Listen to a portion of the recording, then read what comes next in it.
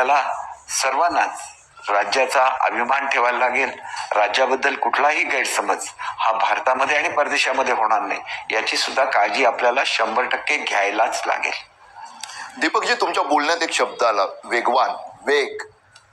महाराष्ट्रातील लाखो भावी शिक्षक दीपक केसरकर आज काय बोलणार?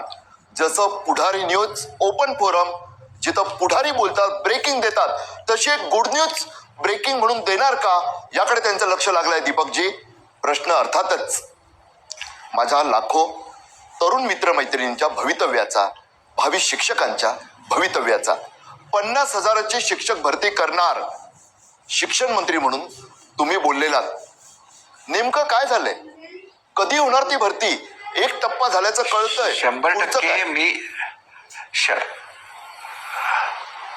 100% मी माझ्या शब्दाला प्रामाणिक आहे.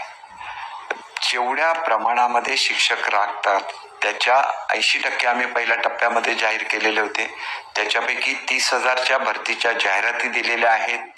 काही प्रश्न असतात, हे तांत्रिक स्वरूपाचे प्रश्न असतात. उदाहरणार्थ आदिवासी भरती आहे, ज्याला स्टे आहे.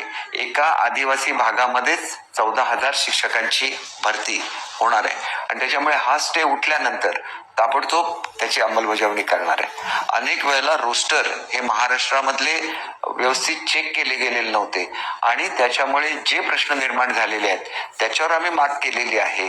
परंतु कुठेही काही चूक झाली असेल तर कुठल्याही व्यक्ती समूहावर किंवा त्या जाती किंवा ते आदिवासी कोणावरही अन्याय होऊ नये म्हणून 10% जागा याच्यासाठी राखीव ठेवलेल्या आहेत.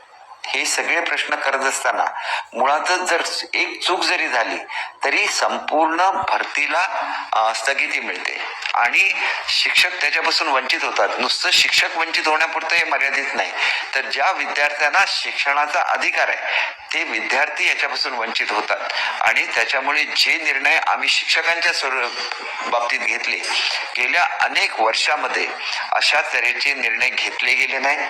शिक्षकांचे